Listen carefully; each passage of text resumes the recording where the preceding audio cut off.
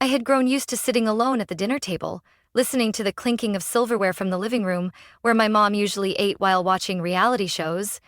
The volume turned up loud enough to drown out any conversation that might have happened. When I was 11, I ran home clutching a certificate. First place in the county science fair for my project on chemical reactions in rising dough. I placed it in the center of the dinner table, right next to my dad's cold plate, hoping he'd notice. He glanced at it for a second, then folded his sports section over it like he was burying it. My mom said just one thing. "Don't let that stuff take up space on the table, Lucy." No one asked me what I had done. No one knew I had spent nearly 3 weeks quietly running experiments in the shed, using my savings to buy ingredients from the dollar store and borrowing lab equipment from my teacher. We lived in the suburbs of Springfield, Missouri, a quiet neighborhood filled with one-story ash-gray houses and wooden fences bleached by years of rain and sun. Ours was number 1142, with a front door that squeaked every time the wind blew. No one fixed it, because no one minded. My dad worked in the electrical crew for a local construction company, leaving early and getting home late. Some nights he didn't come home for dinner at all. My mom was a receptionist at a dental clinic, but only when there weren't season finales on or group hangouts with her old high school friends. I used to think if I tried hard enough, they'd notice. They'd stop, just for a moment, say something kind. Maybe show up on time for my elementary school graduation. But that day, my dad said it was too hot to go out, and my mom had a hair appointment she'd booked 2 weeks in advance. Over time, I learned to keep all my achievements to myself. Awards, invitations, report cards. They all lived quietly in a shoebox under my bed. Not because I was ashamed, but because no one else cared about them but me. In that house, as long as you didn't cause trouble, you were considered fine. I was the low-maintenance kid. I did my homework, didn't talk back, didn't ask for anything. If something was wrong, my mom would say, "She's fine. That girl handles herself. She's useful." And to my dad, my silence was a form of safety. I once overheard him tell a friend while rewiring the kitchen, "Lucy's always got her head in the books. Probably gonna be some kind of professor or something. Long as she doesn't end up pregnant like those other girls, we're good." I didn't know whether to feel proud or hurt. I just stood behind the door, holding my biology textbook, feeling my stomach turn cold. By 4th grade, I understood that if I didn't move forward on my own, I'd be stuck in a loop forever. Live, work, feel tired, then wait for the weekend to escape with cable TV and cheap beer. I didn't want that. I wanted something else. I needed to be different. But the cost of being different was loneliness. In 7th grade, I won a scholarship to attend a STEM summer camp in Kansas City. My mom asked if they'd be giving out free meals, and my dad raised an eyebrow. "Anyone from our block ever go to one of those camps? Sounds like a scam." I printed the program info, highlighted the full-ride scholarship section, the list of instructors from MIT and Stanford. They both skimmed it, nodded vaguely, then went back to dinner. No hug, no "I'm proud of you." In 8th grade, I led our team in a regional math competition. We placed 2nd. When I got home, my mom said, "Don't forget to take the trash out. Garbage truck comes early today." I said nothing. Took off my team jacket, hung it on the back door, and grabbed the trash like I was invisible in my own home. I used to think they weren't bad people, just tired, or maybe unaware. But after enough years, it became clear. They didn't want to understand, and they didn't care enough to try. I used to believe that if I worked hard enough, they'd change. They'd be proud. They'd be there in the crowd, waving as I walked across the stage. They'd hug me when I brought home good news. But by the time I turned 18, none of that had ever happened. And then, one quiet June afternoon, I had my first real awakening. Not a dramatic meltdown, just a moment of clarity, standing alone in a high school hallway, holding an invitation to the honors graduation ceremony, realizing if they hadn't shown up to a single milestone in the past 12 years, they weren't going to start now. I submitted my college applications on a rainy day, in a counseling room that smelled like fresh paper and cold coffee. Miss Patterson, the only adult at school I truly trusted, glanced over the list of schools I had marked with purple ink, raised an eyebrow, but said nothing. Instead, she handed me a thick stack: scholarships for low-income students, application fee waivers, and a chart of minority acceptance rates at Ivy League and top 50 universities. "You think you're not enough, don't you?" she asked, eyes steady, not pitiful, just gently challenging. I nodded slightly, then slid everything into my backpack. That afternoon, I stayed late in the library, typing applications on an old desktop, hands shaking from cold and anxiety. While other kids talked prom and spring break, I was refining every word of my personal essay. The title I chose: Breaking the Silence. I applied to 19 schools. No one at home knew. I scrubbed the kitchen, did laundry, even worked part-time at a bookstore to help cover the electric bill in January, just to keep the peace long enough to finish the process. No one asked why I was always late from school, or why I had dark circles under my eyes from sleepless nights. In April, a dark purple envelope appeared in our mailbox: Wesleyan University in Connecticut. My palms were damp as I held it, heart pounding like a drum. But it wasn't the one I was waiting for. I tucked it into my bag quietly and went to the kitchen like nothing had happened. The important letter came while I was working a shift at the bakery. Rachel, the Korean-American owner who always tied her hair with a food-safe elastic band, walked up holding the shop phone. "Someone called the school asking you to check your email right away. They said they were from Michigan State." I dove into my inbox, grabbing Wi-Fi from the cafe next door. Subject line: "Congratulations, Lucy." I skimmed. Partial scholarship, social science major, 65% tuition coverage over 4 years if GPA stayed high. I stood frozen among the ovens, face dusted with flour, the smell of croissants tangled with the shock in my throat. I didn't cry. I just pulled off my gloves and texted Miss Patterson. They accepted me. Her reply came 3 minutes later: "I never doubted you." That night, I told my parents. Over dinner, while Mom was squeezing lemon on chicken wings and Dad was cursing gas prices, I dropped it in. "I got a scholarship from Michigan State. It covers most of the tuition." Dad didn't look up, just kept chewing like I'd read him the weather forecast. "Why go so far? Community college is good enough. Connie from next door finished there and got a job at the nail salon." Mom didn't outright object, but her question caught me off guard. "So, who's gonna do the shopping, laundry, and cooking? If you leave, who's going to help me around here?" I swallowed hard. It took me 2 weeks to convince them not to interfere before I could even begin preparing to leave. I handled all the paperwork myself: applying for dorm housing, requesting financial aid, paying the enrollment fee. Miss Patterson bought me a second-hand suitcase and taped a small note inside: "Freedom isn't a gift, it's something you earn." On move-out day, I took the Greyhound bus by myself. They didn't come to see me off. Mom was busy cleaning the bedroom, and Dad said he had to fix the lawnmower. I loaded my suitcase into the luggage compartment, took the window seat, and watched the city drift away, along with all the words that had never been spoken in that house. College opened up a completely foreign world. I'd never ridden a glass elevator, never eaten salmon on ciabatta, never seen a library as big as a basketball court. I was nearly overwhelmed, but I couldn't afford to let that stop me. For the first 3 weeks, I slept about 3 hours a night.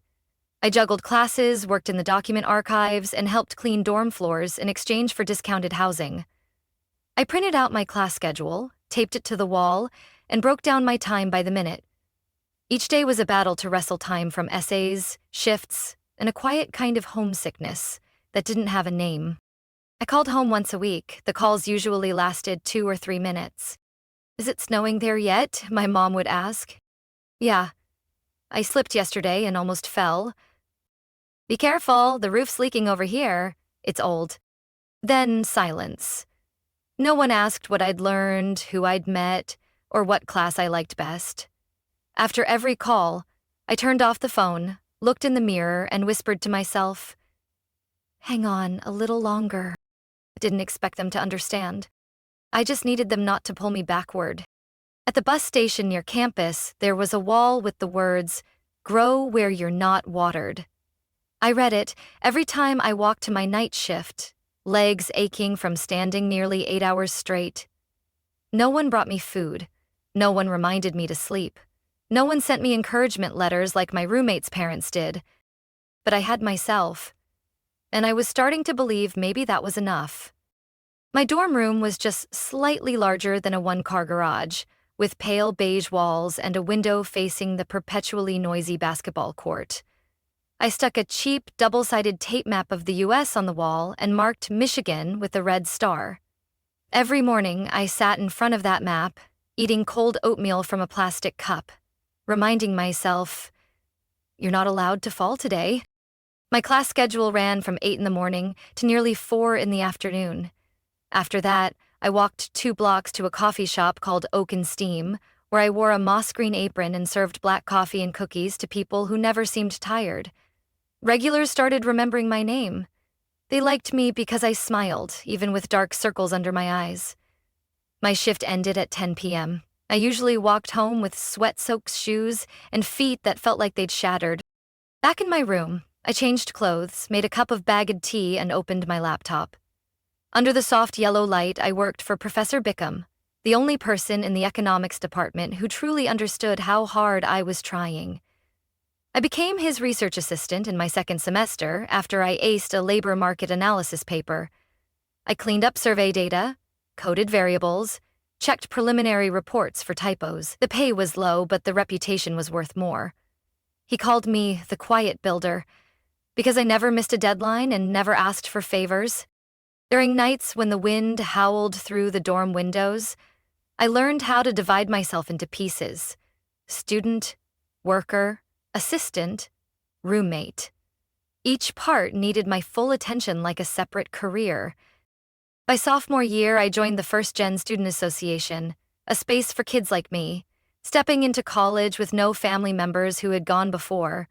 We shared stories no one else would get, like not knowing how to fill out the FAFSA, or feeling numb reading your grades because no one at home cared. I was quickly elected treasurer. Why? I was the only one who brought an Excel sheet to the meeting and pitched a budget plan like it was a boardroom presentation. I didn't have natural leadership skills, but I knew how to make people feel heard. I tracked every donation, balanced event funds, and secured donated textbooks from a used book company. One night after a late meeting, a teammate named Eli, a sociology major, told me, "If we didn't have Lucy, we'd still be scribbling our budget on napkins." I just smiled and hurried off. I was about to be late for my shift. At the end of every semester, the dean's list was posted on a bulletin board near the library. My name showed up consistently, with the line, "Lucy Myers, GPA 3.91, highlighted among the economics majors. I snapped a photo and sent it to Ms. Patterson. She always replied with something short, "So proud of you." On the most exhausting days, I climbed to the rooftop of the library. From there, the campus lit up like a glowing maze. The wind carried the smell of paper, printer ink, and someone's cigarette drifting through the cold. I wasn't one for scenery, but something about the late-night air made me believe my effort wasn't disappearing into the void. My roommate, Sarah, the daughter of 2 lawyers from Vermont, often looked at me like I was some creature from another planet. She didn't get why I worked so much or why I skipped movie nights. One time, she asked, "Don't you think you're taking life a bit too seriously?" Then, I answered with the phrase I later taped to the edge of my desk. "When you don't have a safety net, you learn not to fall." It didn't inspire anyone, but it kept me awake through long study nights when my brain felt frozen from layers of econometrics formulas. On those nights, I drank coffee so strong it burned, but at least it kept me moving. I didn't chase romance, didn't join a sorority, didn't show up at any neon-lit cheap wine parties. But people remembered my name when someone needed help fixing a PowerPoint, reviewing a scholarship essay, or figuring out how to file taxes as a part-time student. During a first-gen association meeting, when a new member said, "I don't even know where to start," I placed a hand on her shoulder and said, "Start by not giving up." Simple words, but someone nodded, slowly. Most people think success starts with confidence. I think it starts with the refusal to be left behind. Not pride, but the deep awareness that you're trading your youth so you don't have to live a life someone else chose for you. I never told my parents about my transcripts, scholarships, or leadership roles. The calls home grew fewer. When they asked, "You doing okay?" I answered, "Yeah." Then we'd switch to gas prices or local news. I didn't need their approval anymore. I just needed to be strong enough to keep walking, even if I was walking alone. I used to keep a Sunday night calling schedule, exactly 8 p.m. It was the only time each week I allowed myself to sit down, open the phone, and not constantly glance at the clock. Every call felt like a faded copy of the last. Living in the same place? Yes. Anything new at school? Not really. Oh, our water heater's leaking again. Your dad thought about calling someone, but the price is too high. They never asked what I'd eaten that day, whether I'd slept enough or if I felt tired or happy. Even when I tried slipping in little updates, "Our group presentation got a perfect score," or "My professor selected my paper for a conference." My mom would just let out a long, then ask, "Do you still have any money left in your account?" I used to think that question was a form of care. Eventually, I understood. They didn't want the story, just the result. And if that result could be measured in dollars, all the better. I sent home $200 during the summer of sophomore year. It was all the savings from my part-time shifts, plus a small bonus for maintaining a high GPA. I didn't say what it was for. My mom replied, "Just in time to fix your dad's car, lucky. Thanks, sweetie." No, love you. No, you've worked so hard. I lay on my bed, phone face down, unsure what exactly I felt sad about. After that, I started calling less. Once every 2 weeks, then every 3, until I realized if I didn't call first, they wouldn't reach out. They visited campus twice. The first was for orientation weekend. Because the parent meeting was mandatory, my dad wore a faded polo with a frayed collar, arms crossed like he was at a town hall meeting. My mom asked if I could find work at the library. Something easier on your feet. After the meeting, they ate at the student dining hall, ordered fried chicken, and complained about how expensive it was for such tiny portions. As I led them past the main library, my mom asked, "Is there anywhere on campus to buy cheaper pain meds?" The second visit came in junior year, when they passed through Michigan for a family wedding. They stayed exactly 2 hours, just 2. My dad parked in the guest lot and grumbled that the payment machine took forever to read the card. As soon as my mom stepped into my dorm room, she commented, "Why is your room so small? Don't you clean up regularly?" I wanted to show them a paper my professor had marked as outstanding, but as I opened my laptop, my dad got a phone call from a friend bragging about buying a used car at a bargain. He stood in the hallway chatting for 20 minutes. I shut the laptop, didn't open it again. They left before nightfall, saying it was unsafe to drive long distances after dark. I stood outside the dorm, watching their silver car fade down the street. In my pocket was a coupon for an Italian restaurant I'd planned to treat them to. I crumpled it up and tossed it into the stairwell trash bin. A week later, my mom texted, "Let us know if you find a job that pays well. We're tight this month." I didn't reply right away. Waited 2 days, then typed back flatly, "I'm busy working all weekend." They didn't seem surprised. For the next few months, I didn't hear another word. Around that time, I often ran into Olivia, a classmate from data analytics. She lived with her aunt because her parents passed away when she was young. One late afternoon, as we sat organizing internship applications, she said, "Sometimes I wish my parents were still around, just so we could argue. I think arguing still counts as connection." I didn't respond. I was thinking about my parents. alive, healthy, but their presence in my life felt like a gust of wind, loud but cold, audible but untouchable. I ordered the premium graduation gown from the catalog, even though it cost nearly $90 more, money from weekend shifts. The fabric was thick, the seams clean, the collar trimmed in deep purple. Michigan State's color for economics. I added the photo package with a frame because I'd once dreamed of a family portrait in our living room, one where I stood between my parents, in full regalia, holding an honors diploma. I sent the graduation invite 3 months early with a detailed campus map, event schedule, and a list of nearby restaurants. I found an affordable hotel near the venue and booked 2 nights for them through a discount app. Even added, includes free breakfast and private parking. When I hit confirm payment, my credit card maxed out. But I didn't dwell on it. It wasn't a waste. It was an investment in memory. Even if only for one day. 1 week before graduation, my mom called during my cafe shift. I took out my earbuds mid-shift, hands still dusted in flour. "Lucy, I just remembered.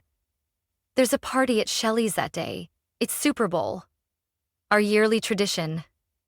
Your dad said he'd think about it, but his back's been bad lately. I also promised to bring the honey roast chicken. Everyone's looking forward." I froze. Through the hiss of the espresso machine, I answered slowly. The ceremony is at noon. Super Bowl starts in the evening. The events don't overlap." Her voice softened, like she was explaining a recipe. "But we need to prep early, set the table, cook, decorate. Plus, it's a 3-hour drive from your place. I can't go and still make it back in time." Standing in the cafe, my hand clenched around the ice cream scoop, I could feel my heart beating like metal tapping glass. I didn't argue, I didn't accuse, I just asked, "Are you sure?" No reply, just a sigh and a vague, "I'll talk to your dad again. Let you know." For the next week, no text came. No confirmation. No decline. The night before graduation, as I wrapped a gift for Professor Bickham, my phone buzzed. A message from my mom. It read, "Sorry, your dad's back is really bad, can't sit for long drives. I'm not comfortable driving that far alone. Shelley's almost done with prep and everyone's waiting on my chicken. No congratulations, no proud of you." I set the phone down and stepped into the hallway. The dorm was quiet. Someone laughed distantly from the back courtyard. I sat on the stairs, knees pulled in.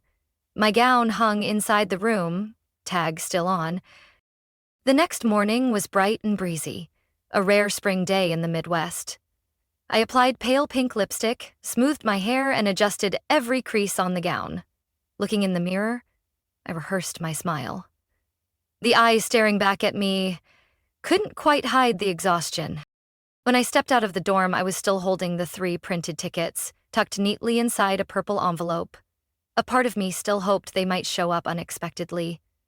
Maybe, just maybe, my mom would text me to come meet them at the gate. Maybe my dad would push through the back pain and drive through the night. But all throughout the check-in process for the ceremony, I kept those tickets in hand. No one came to claim them. The outdoor venue was filled with rows of white chairs, sparkling under the early sun. Students were grouped by department, the clicking of cameras soft like mist. My friends brought grandparents, uncles, aunts, some even hired professional photographers. When my name was called, applause swelled from the crowd. I walked up with an empty heart but steady feet. Standing before the dean, accepting my diploma, I heard the shutter snap.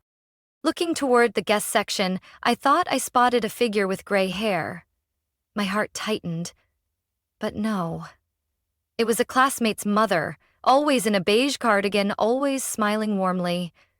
She wasn't looking at me. She was fixing her son's bow tie. I left the ceremony clutching my diploma. Friends invited me out to eat, but I gave the usual excuse. I need to pack up my room. Back at the dorm, I took off my gown, hung it neatly on the bed like proof. I opened my phone and saw that my mom had posted on Facebook a photo of her honey-glazed chicken tray, captioned, "Super Bowl Sunday was a hit, mine was the first dish gone." I turned off the screen and placed my phone in the drawer. That night, I walked alone to the library, sat at my usual third-floor spot, opened my laptop, and began typing my request to transfer early to the Chicago internship. No balloons, no celebration, no hug from anyone who called me daughter. Before Dad got up and peeled off his baseball, just me, in the cold between shelves, typing the first words of a different path. 3 days after graduation, I got a call from my dad. His number lit up the screen like a red streak across a frozen white sheet. I paused mid-fold on my graduation gown, then took a deep breath and answered. Hello. Lucy, it's your dad. I heard you're moving to Seattle, right? That's pretty far. No congratulations? No mention of the diploma I just held on stage? His voice was steady, like placing a food order. I called about something. The kitchen pipe burst, the plumber said the whole line needs replacing, it's close to $3,000. Your mom tried using the credit card, but it's maxed out. Do you have anything left? I gripped the phone tighter. In my mind flashed an image of myself in the black gown, standing alone among strangers, and them eating honey chicken under someone else's warm lights. I swallowed hard, my voice scraped out. I haven't started the new job yet. I have to pay my first month's rent. No salary yet. But didn't you just get graduation money? Uncle Jack sent a card. Aunt Becky said she'd wire something. Can't you use that for now? There was a long silence. I could hear a dog barking faintly in the background. I need that money to get by at the start. I can't. My dad cut in. Oh, come on. Do you think we've never done anything for you? We raised you nearly 20 years. Now when it's time to give back, it's too hard. My heart pounded. Each word caught like a hook in my throat. You missed my graduation. No call, no check-in. And now you call? To ask for money? No apology. Just a throat clear. Then, your mom was busy. I really was in pain. Besides, it's just a ceremony. I let out a dry laugh. Laughed because it hurt. Laughed because I had nothing left to lose. Well, then fix the pipe some other way. I don't live there anymore. I hung up. My hand was slick with sweat, even though it wasn't even 70 degrees out. I leaned against the wall, feeling like every memory of my childhood had collapsed into that long, flat tone after a call ends. No one called back. No message. Not even a single, "We were wrong." I stood up and taped the next box shut. What I felt wasn't quite anger, not even sadness anymore. It felt more like looking at a door I once knew, seeing the rusted handle, and knowing I'd never open it again. That night, I emailed the HR department at the Seattle office asking if I could start early. The next morning, they replied, "We're excited to welcome you. Your temporary housing is ready." I booked the flight immediately, no hesitation. When I boarded the plane, I didn't text my mom goodbye. I didn't leave a new address. I didn't write a letter. I brought 3 things: 1 suitcase of clothes, 1 box of documents, and a quiet hope that maybe, just maybe, things would be different on the other side of the country. The flight to Seattle landed in a silver-gray morning haze. I sat near the window, my back sore, hugging my laptop bag and folder of personal records. I didn't open my phone the entire trip. I didn't want to see more messages, even though I knew they'd come. Like my parents always did, when they got told no. The company car was waiting outside the terminal. A middle-aged woman with a name badge, reading Amara, greeted me warmly. She helped with my luggage, then turned on a light jazz station. Morning in Seattle felt like a clean, unwritten page. Quiet, damp, orderly. Amara made small talk. I answered politely. No mention of why I left Michigan early. No mention of the gown, now folded in a box beneath my feet. The temporary apartment was on the 17th floor of a building near Lake Union. Nothing fancy, but tidy and well-aplecked. An open kitchen, a small table by the window, a bed facing an empty bookshelf. On the desk sat a handwritten card. "Welcome, Lucy. Can't wait to meet you in the office." Natalie, analytics director. I read it 3 times. That word, welcome, was new in a space where I was present. The next day, I went to my first session with the company therapist. The office was on the 5th floor of a glass building near Capitol Hill. White painted door. A small plaque, Dr. Arlene Whitmore, LCSW, mark sign, MSND, mark. She invited me to sit on a charcoal couch angled across from her armchair. Her voice was firm, not too soft, not overly gentle. She let me speak first. I told her about the call asking for money, about the photo of honey-glazed chicken posted right when I received my diploma, about the silence that followed every send I had pressed in the past. Dr. Whitmore listened, not interrupting. When I finished, throat dry, she simply said, "Lucy, your feelings are valid. You're not asking for too much. You just want to be seen." I turned to look out the window. She added, "I believe you've experienced prolonged emotional neglect. Not because your parents hated you, but because they didn't know how to love the way you needed." I blinked slowly. That sentence cut like a blade through a scar long healed, not bleeding, but aching deep. We scheduled recurring therapy sessions. Dr. Whitmore encouraged me to set clear boundaries, starting with a text. No anger, no accusations, just the truth and my needs. That night, I opened my phone but didn't finish reading the long string of messages from my mom. Each one circled the same 3 topics: money, responsibility, and family is forever. I typed slowly, deleting and rewriting until it felt right. I won't be able to offer financial help right now. I need space to begin a new life without carrying old pressure. I'll reach out when I'm ready. After hitting send, I muted both their numbers. The reaction came quicker than I expected. Within less than an hour, my dad called 3 times. My mom sent 8 more messages. One read, "If you want to live selfishly, don't expect to come back when everything falls apart." I placed the phone face down on the kitchen table, poured myself a glass of water, then sat down across from the window. Outside, a ferry drifted across the lake, leaving behind a faint white trail. I didn't feel angry. I didn't feel sad. Whatever feeling that once was, it had been drained the moment I stepped off that stage, with no one calling my name. The next morning, I arrived at the office for the first time. Natalie shook my hand with both of hers, asked about the flight and the apartment, then gave me a tour. No one probed about family. No one asked, "What do your parents do?" They only cared about what I could do and what support I needed to grow. At lunch, I sat with the data analysis team. A teammate named Jordan invited me to join the internal chat for office updates. I nodded.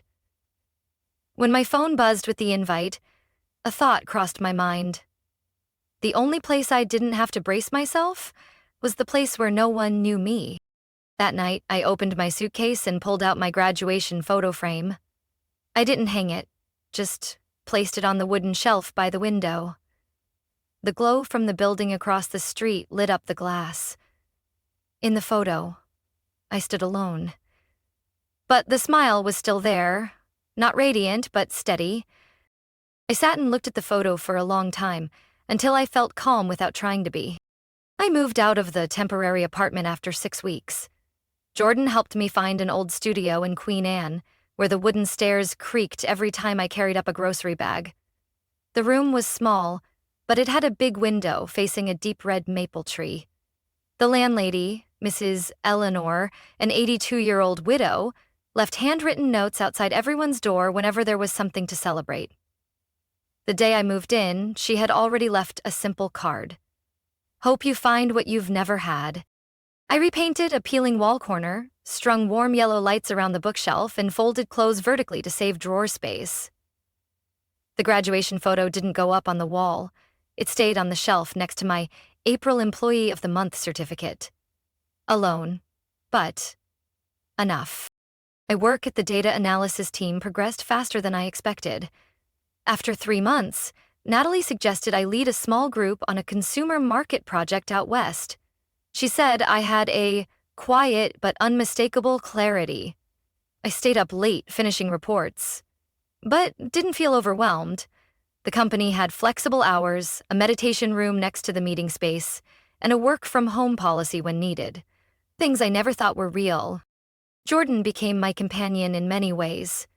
The one who brought me sandwiches when I skipped lunch, who silently booked joint doctor visits in case I canceled last minute.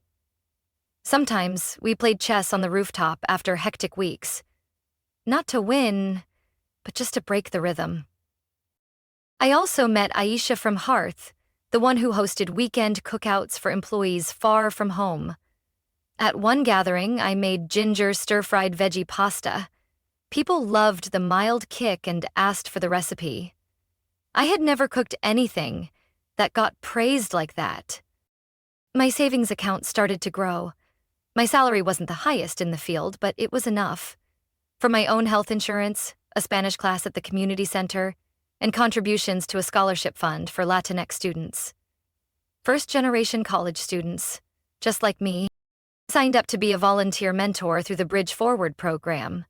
Each month, I met 2 students at a small coffee shop near Capitol Hill. One was Janessa, 19, studying environmental engineering, who once lived with relatives due to her parents' addiction. The other was Noah, once expelled for unpaid tuition, now a part-time librarian at his school. I didn't teach them how to live. I just listened, then shared how I once counted every cent to afford rent and eat well, how I wrote my own letters asking for mental health support without shame, how I said, I need space to my parents without falling apart. They nodded, not because they agreed, but because they felt understood. I still keep in touch with my parents, but every call is scheduled. On the first Sunday of each month, no more than 15 minutes. I end the call when money or guilt creeps in. My mom still asks, "How much did you save this month?" I say, "I used it to register for a soft skills course. My company requires certification." After a few times, they stopped asking. My mom's texts shifted to things like, "Your dad lost the kettle lid. Do they sell replacements in Seattle?" I sent the link, but not the money. I've learned that not everyone who gives birth to you understands you.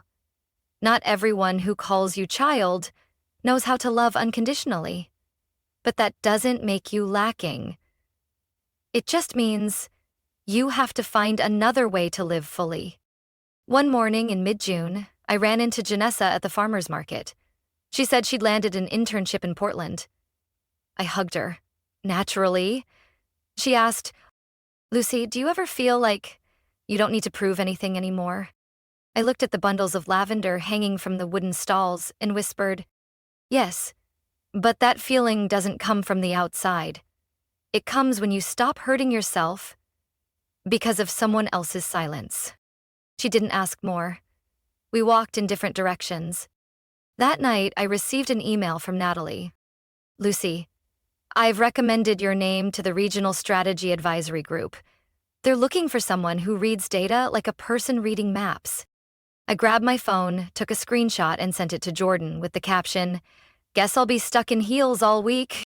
He replied, "As long as you remember to bring your house slippers back home." I laughed.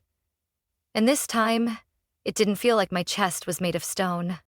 The next day, I dusted off the graduation photo. For the first time, I taped it to the wall beside the window. Not because I had to prove anything, just because I no longer avoided that version of me.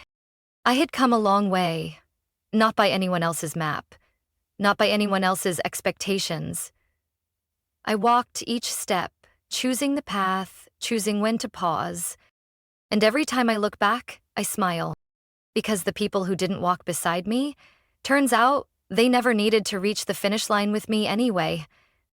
Lucy left behind a past starved of affection and built a life grounded in dignity and quiet strength. Once a student constantly chasing approval from her family, she became a self-sufficient, successful woman at peace. No longer bound by toxic expectations, she chose self-love. set healthy boundaries, and extended support to those like her, quiet yet resilient, redefining what family could mean. What do you think of Lucy's journey and how she handled her family? Share your thoughts in the comments. And don't forget to follow the channel for more heartfelt, powerful stories about family life.